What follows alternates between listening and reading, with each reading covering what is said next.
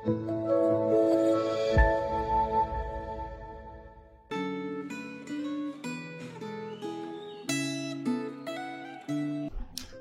pagi sahabat Gema, kembali kita bersyukur untuk hari yang Tuhan adakan untuk kita. Dan kembali kita boleh belajar sebelum kita memulai hari kita akan firman Tuhan. Renungan yang akan kita renungkan hari ini terambil dari 2 Korintus 8 ayat 16, 2 Korintus 8 ayat 16 sampai 2 Korintus 9 ayat 5. Jadi cukup panjang, jadi 2 Korintus 8 ayat 16 sampai 9 ayat 5. Dan tapi kita tidak akan membaca semua, kita hanya membaca yang satu ayat saja, yaitu di pasal 8 ayat 21. Kira-kira berbunyi begini. Karena kami memikirkan yang baik, bukan hanya di hadapan Tuhan, tetapi juga di hadapan manusia. Saudara, di dalam kehidupan ini, mau tidak mau, kita pasti akan berurusan dengan uang. Karena itulah, bagaimana cara kita menghandle uang itu adalah sesuatu yang harus kita handle dengan hati-hati dan dengan serius. Saudara pasti pernah mendengar akan cerita bahwa ada sebuah karyawan yang karena dia menggelapkan uang perusahaan, maka dia berurusan dengan hukum, dipenjara, atau dipecat. Begitu juga kalau kita sebagai gereja di dalam dunia ini mau nggak mau kita juga berurusan dengan yang namanya uang. Karena itu kita sebagai gereja pun harus berhati-hati dengan segala sesuatu tentang uang. Nah, di dalam teks kita melihat bahwa Paulus itu diberikan segala hikmat oleh Tuhan untuk menghandle bagaimana cara dia menghandle uang tersebut.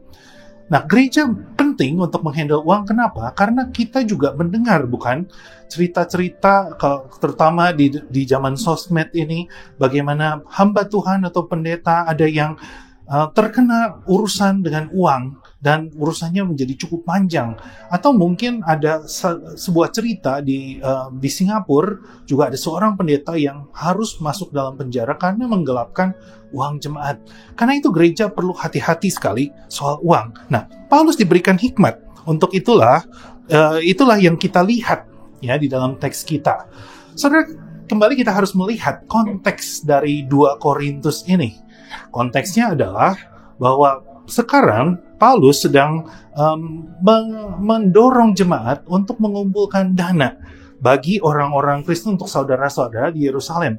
Tentu saja ini bukan hal yang secara mendadak karena sudah Paulus katakan. Ya, dan kemungkinan besar adalah bahwa jemaat Korintus ini sedang ditagih oleh Paulus karena mereka pernah berjanji. Jadi ada janji iman yang mereka lakukan. Dan tetapi di satu sisi juga ada pihak-pihak tuh yang kita tahu saat itu di dalam situasi Paulus ada pihak-pihak yang mencoba untuk mendiskreditkan, untuk menjelekkan nama Paulus.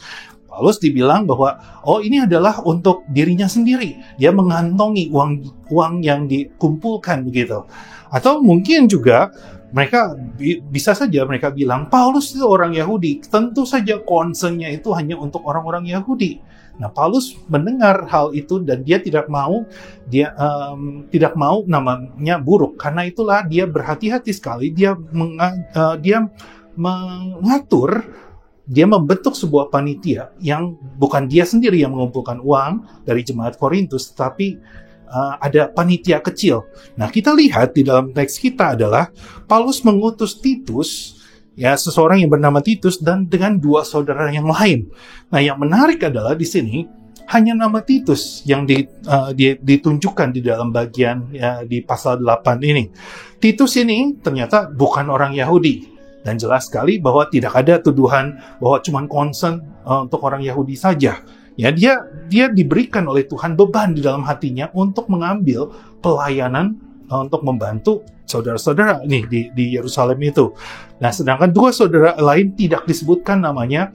Mungkin adalah karena mereka adalah orang Yahudi dan mereka adalah dikenal gitu oleh jemaat juga. Sengaja Paulus hanya meng-highlight di bagian ini adalah nama Titus tersebut. Itu yang menarik. Lalu di pasal 9 kembali Paulus tuh menegaskan kenapa dibentuk untuk mengambil persembahan bantuan ya untuk dari jemaat Korintus, sehingga mereka harus mempersiapkannya. Nah, saudara, ini adalah apa yang dilakukan oleh Paulus. Dan itulah juga yang sebenarnya kita sebagai gereja pun perlu berhati-hati di dalam menggunakan yang namanya uang ini.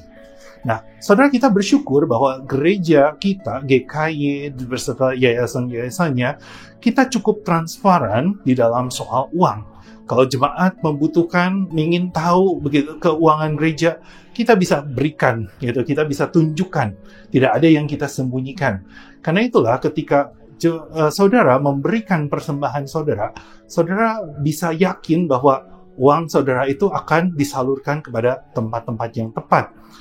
Tetapi dengan itu juga, saudara, di dalam seperti juga jemaat di Yerusalem yang mereka punya kebutuhan, mereka membutuhkan bantuan uang. Begitu juga di dalam gereja kita pun ada pelayanan-pelayanan yang membutuhkan uang. Dan saudara diberikan kesempatan untuk memberinya.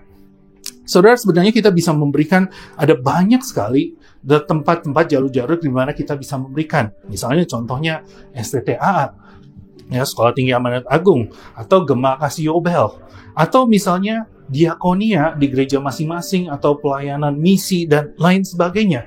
Kalau kita mau memberikan, kita bisa banyak tempat yang membutuhkan. Ya, kita bisa memberikan persembahan kita. Nah, kalau kita bisa memberikan persembahan itu baik. Akan tetapi kalau saat ini karena satu dan lain sebab saudara tidak bisa memberikan, saudara pun tetap bisa memberikan doa saudara untuk pelayanan-pelayanan ini. Nantinya next time, kalau misalnya saudara diberikan kesempatan untuk memberikan, saudara bisa memberikan lagi. Ya, yang paling penting adalah ketika kita memberi dengan sukacita. Ya, karena Tuhan itu senang dengan seorang pemberi yang tulus. Ya, God loves cheerful giver. Saudara, Tuhan tidak kekurangan kok. Ya, semua adalah miliknya. Yang kita punyai adalah milik Tuhan. Dan kita diberikan kesempatan untuk ikut serta di dalam pelayanan. Karena itu mari kita pakai segala kesempatan yang Tuhan beri. Dan kita juga bisa yakin dan percaya bahwa uang kita itu akan disalurkan dalam tempat-tempat yang membutuhkan. Mari kita berdoa. Bapak, terima kasih untuk firman-Mu, di mana kami boleh belajar dari Paulus, di mana dia begitu hati-hati di dalam menggunakan uang, segala urusan dengan uang. Karena itu biarlah kami juga belajar, Tuhan, untuk bagaimana kami menghandle uang, dan juga kami memberikan kepada pelayanan-pelayanan yang membutuhkan. Kami berdoa, biarlah Tuhan sendiri yang berkata-kata di dalam hati kami. Dalam nama Tuhan Yesus kami berdoa. Amin. Tuhan memberkati saudara.